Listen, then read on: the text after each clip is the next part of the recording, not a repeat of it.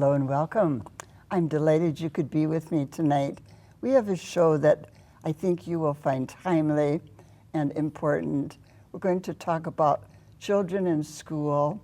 We're going to talk about when scary things happen in the world and in our country, in our state, in our school, and how it affects kids, and what we can do as adults, as teachers, as parents, as caring friends to make it better for the kids. I think we're all on board for that. And with me is the perfect person, again, to be with me. She is a person who's worked as a parent educator for, I think, about 30 years. Am I correct? 25, yeah. 25, getting up there. Tina Feigal is with me. She is someone who's done a lot of independent work, but not all independent work. And you are considered the real go-to person with this topic. Have you been, Tina, kind of appalled at the violence that we see lately? You know, really, it is so hard to even process the magnitude of what occurred at Annunciation. Yeah. And I have been appalled and also highly moved by the amount of love that came outpouring from this experience. And the community, the connectedness, the caring, the compassion that we have seen in the wake of this whole thing. And so it's both in so many ways, isn't it? It is. I know there's a sense of unity in terms of community wanting to help, you know, and maybe feeling kind of helpless, but there's unity, I guess, in feeling helpless, right? Exactly. Everyone's understanding how everyone feels in many ways, you know, because they're feeling it too. And this is classic empathy, you know. It's like, I feel what's going on inside of you. That's empathy, and it's really big right now.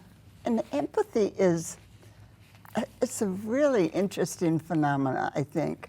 I mean, it seems to me that just from the little I know and have read about it, not everyone is capable of a lot of empathy, but some people are very much able to be empathic. And is there anything that correlates greatly with being empathetic? Yes, absolutely there is, and that is when a baby gets what he or she needs as a tiny infant and toddler, they develop empathy. But if they don't get what they need, they sort of become the center of the universe and cannot actually see the needs of other people. Oh. And that's the brain change that takes place because they have to survive. So they have to be the center of the universe because the adults aren't fulfilling their love needs for them. That's very important kind of insight for me. So people that might be kind of like our president, who does not seem to have much empathy, probably grew up in a family where they weren't treated as wonderfully as they should have been. Exactly, and ignored or neglected and just acted like that child wasn't even there, you know, in many ways. Maybe took care of the physical needs or whatever, but as a matter of routine, not with caring and love and compassion. Okay, so as adults now we need to be understanding of people who aren't empathetic, right? Yes, we can have compassion for them too. It really is a brain change. Is there a way that empathy can be developed if you didn't get it as a child? Yes, actually, yes. I see this in the foster care system quite a bit, is that kids come and once they start to feel that love coming toward them. At first it doesn't sink in because it's so unfamiliar to them. And then it starts to sink in and they start to be able to reciprocate, which is phenomenal to watch. I bet, I bet. What does it look like as you've witnessed it? Well, they start to snuggle up to their parents for the first time, their foster or adoptive parents. They start to realize that they have feelings too, and that maybe there's something I could do to respond to my parents' feelings. Oh, they start understanding the parent point of view. Then have empathy for the parent when the parent has empathy for them. Yeah. I mean, it's not overnight by any stretch of the imagination. It takes time. But this is all brain formation, so especially when they're young, the brain is turning over very fast cellularly. And so neural pathways can form very readily. So if you are able to show a child who didn't have empathy, it's contagious, in a way. Yeah. Oh, that's a good word for it. So neural pathways, can you talk more about that? Because it's kind of like a highway system, Yes, right? it is. Neurons connecting in the brain. So they connect, and they form a pathway, and those pathways are what all learning is made of. And the more repetition, the stronger the neural pathway. So if a parent is loving a child who did not have empathy, and they show a lot of empathy daily, the neural pathways for feeling empathized with form, and then the neural pathways for extending empathy can form. It sounds logical and it sounds wonderful, but who teaches you to be empathic if you didn't get it at home? Is there a way people get it, or do they grow up not having that opportunity? There has to be a conduit for it. Yeah, I'm thinking there must be. So if there isn't? They grow up not knowing that other people have feelings and not caring, and even for some people seeing empathy as a weakness. We've heard that. I've heard that. If a person is motivated though and realizes, can they get empathy by doing certain processes? It's pretty common for them not to even realize that there's an issue. So they don't often get help, mostly don't get help. They mostly don't, okay. Because they have no idea that there's such a thing that should be engaged in. So they don't realize they're missing Right. a big piece of life in a way. Exactly. Yeah, so if you don't know you're missing it, you're not going to do anything about it, I guess, are you? Right, and it's always the other person's problem too. When you're thinking about those who lack empathy, it's always them out there who are the problem. It's never me. Oh, okay. And again, that's the brain protecting them from vulnerability. So the brain jumps in and acts as a kind of a guard. It does. Yeah. Oh, that's so interesting. So let's just use the more common female-male thing. If a woman feels her husband does not understand her, sounds like the beginning of a soap opera. Is there a way for a spouse or a parent or a best friend to help the other person? Or are you just shut down because it's so overwhelmingly foreign? I think the second one is the most common thing that you just mentioned, where people just can't get through to the person who doesn't have empathy. Okay. And that's the most common. Occasionally, especially if it's a wife to a husband, he will interpret that as he's doing something wrong. I'm sure, yeah. And shut down from that because he feels So criticized. even shut down more than he already probably was. Yeah. Or she was. I mean, it can go both ways. It can go both ways, definitely, yeah. So it's kind of a life sentence for a lot of adults then, isn't it? It is. Yeah. Interesting. Yeah, that's a sad kind of realization. Do you think, Tina, that a lot of people, do you have any idea on a rough estimate of what percentage of the population would be empathetic? You know, I never have seen a statistic. It's the majority, but I've never seen a statistic on this, you know, so I'm Okay. sorry I can't share something like So that. the majority would be Empathic. empathic. Okay, that's good news. Yeah, because we need each other to survive. So we're wired for empathy if we get our infant needs fulfilled. Okay, but it's got to be done early and consistently. Yes, yes. What are some of the other necessities to make it really lifelong? The consistency, I think, is the thing. You know, the sincere caring that can come from a parent to a baby or a toddler is the thing. It's magical, and Is it? It awakens what we're wired to do. We're wired for empathy, or we wouldn't have survived as a species, would we? Well, that's true. I guess, yeah, it is. It is a basic need. If you are in a family relationship or a great relationship in any way with someone who is not empathetic, what is your advice to that person? Because I'm guessing that when they give tips or ideas, they would not go over well. Exactly. And like I said, the person does not see that there's a problem in them. It's in Yeah. everybody else. So Yeah. it's really difficult. It's really difficult. Would you say that ahead of making a commitment to someone, you should really consider this trait or lack of it?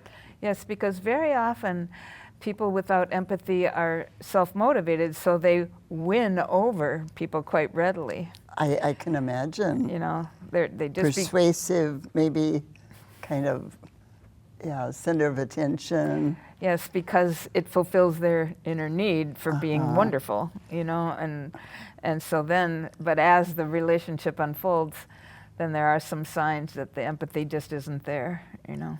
And as the crowd gets smaller, I mean, you might be drawn to a person who's the life of the party, and yet when you're home alone with that person, it Whole might different not be thing. the same person, right? Exactly. Exactly. And we all have different sides of ourselves, but this almost sounds like it would be a more major difference. Absolutely, yes. Yes. If you are a parent and you're wanting to help your child become more empathetic, what do you suggest parents do? Make children aware that the way that they interact with the world has an effect on other people. Not that we're making kids responsible for parents' feelings, but we are teaching them that they have an effect on other people. And so they simply can't stomp on their friends emotionally or their siblings emotionally. They get to see that they're having that effect. Did you notice the look on her face when you just said that thing?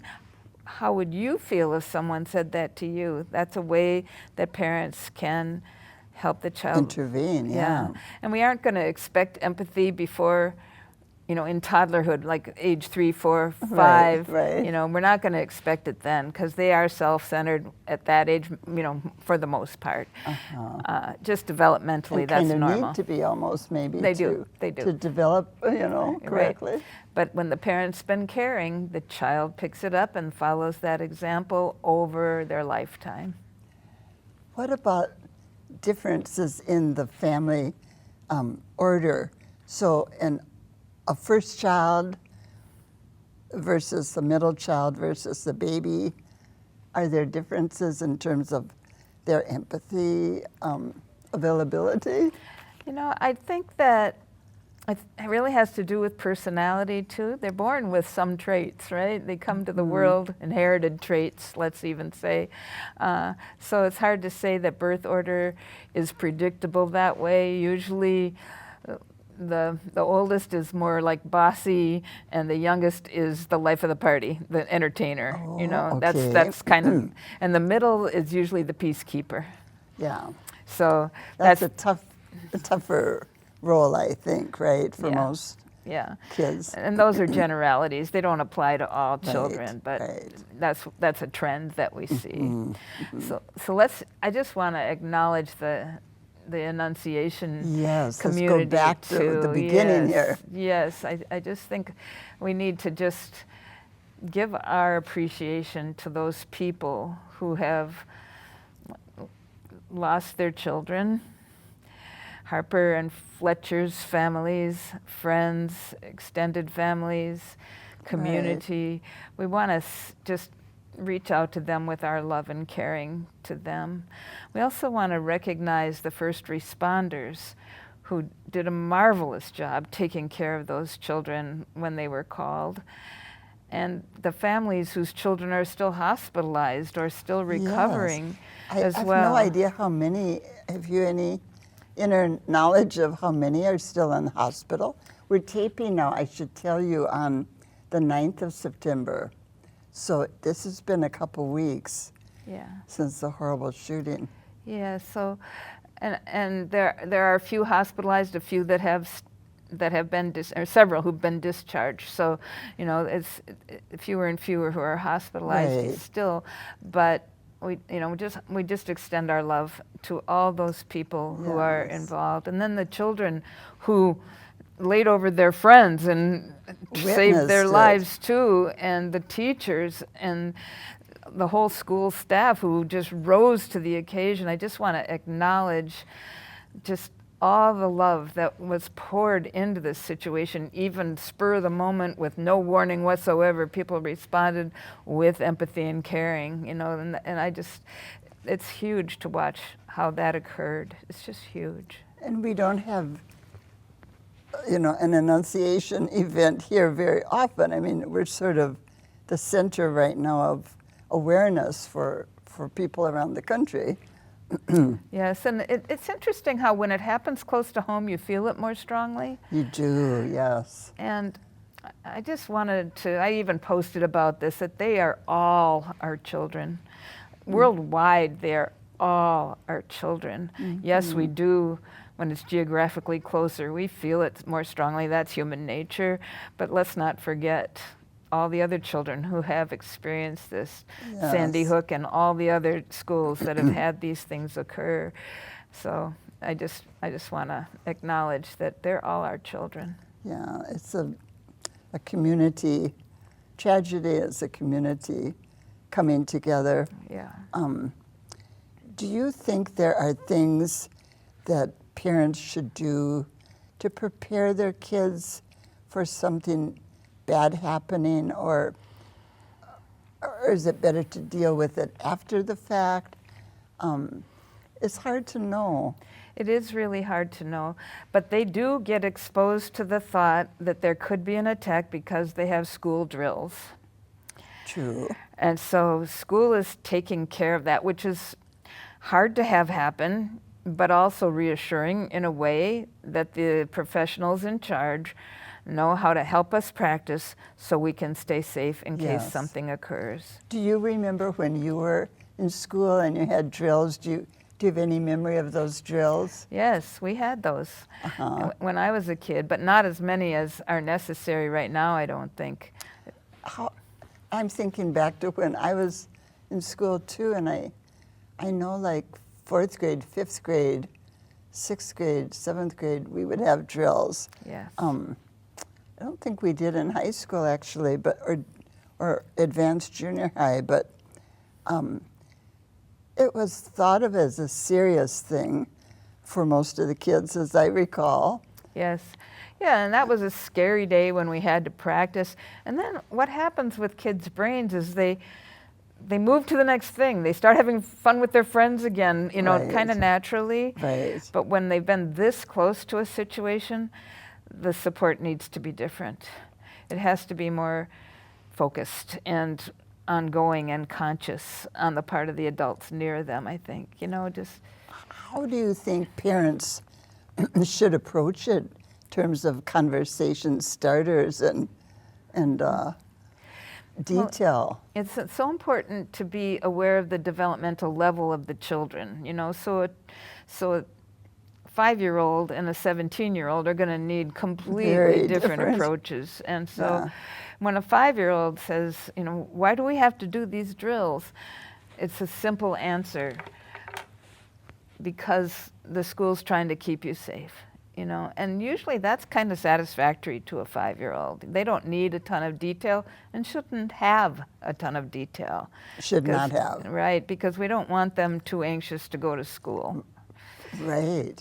And then the 17-year-olds will be talking about the moral issues, kind of like you and I have been talking about, possibly, or some do not, you know, but following their lead is really the important thing. Listening carefully so that you're really listening, not to just respond and answer their question, but to say, I hear you, you're feeling worried about this. That helps the child's amygdala, which is the threat alarm in the brain, calm Which down. you say is in the back of our Right here, right back here. lower nape of the neck, kind of, or Yes. upper yes. nape of the neck. Yes, and it's the threat alarm. It's the thing that's the organ that's meant to protect us. And if they feel, if the amygdala senses that the adults do not see the child, the amygdala says, get their attention, you know, because that's a survival organism. Now, the amygdala doesn't discriminate between positive attention and negative attention, which is why we see kids acting out, because they know that gets the adult's attention, and they continue Right. to act out until they get the attention, right? So when parents pay a lot of attention to them around the negative things, they're actually inadvertently rewarding the very thing they don't want, because the amygdala says, do that again. What about the teacher who's got to make that call? Yeah, empathy, reflective listening. I hear you. You're feeling concerned about this. You really want to feel safe at school, and right now you don't. I hear you. Now, that doesn't mean you're agreeing with the child that they're not safe. It means I see you. It calms the amygdala, which then allows the prefrontal cortex, right here behind the forehead, the logic part of the brain, to come online.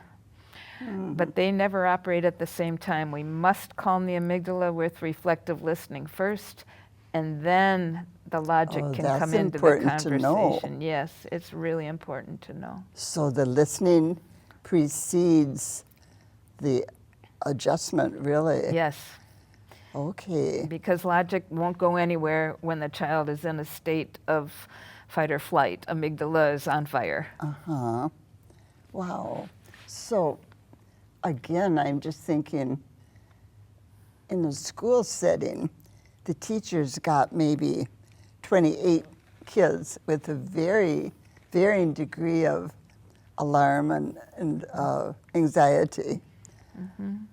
How does one best approach a group like that?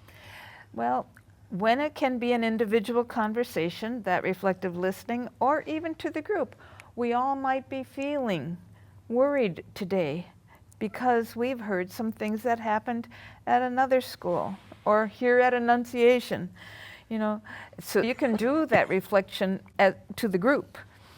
And then what I think also could be really helpful is if a teacher watches the children carefully. I mean, you have to really be watching and try to decide who might be good for that child, who might be feeling a little stronger today that can be a friend to that one, which strengthens both of them. Oh. So get a buddy to pair up with the child that might be more upset. Yes.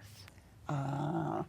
Because everybody grows from that. You know, the one who is providing the love and care and empathy grows immensely, and the one who's feeling the love and care and empathy has neural pathways forming for I'm lovable. And then they can then be empathic to the next child. It's a big responsibility for the teacher to deal with that as a a leader of a big group, isn't it? It is. And school counselors can come in and support Sure. the teachers. And I think right now, if I were teaching at Annunciation, I would be maybe letting some of the curriculum go by the wayside for a certain amount of time until we start to feel some equilibrium occurring with the kids. And routine is also very important to maintain, because the more predictable the day is, the less the amygdala is going to fire. It reduces anxiety when you can predict what's going to happen. And so I think I would put the emphasis for all teachers on predictability right now if the children are seeming upset. And I would also help them understand what empathy means. Talk out loud about it, define it. But in terms of predicting, so you want the children to know what we'll be doing next week, tomorrow? In the next hour. Okay, immediately, in terms of talking this over. Yes. Figuring it out together. Yes. Okay, that's really helpful too. We are almost out of time. If people want to carry this conversation further and talk more about it, because we've scratched the surface only, how would they reach you?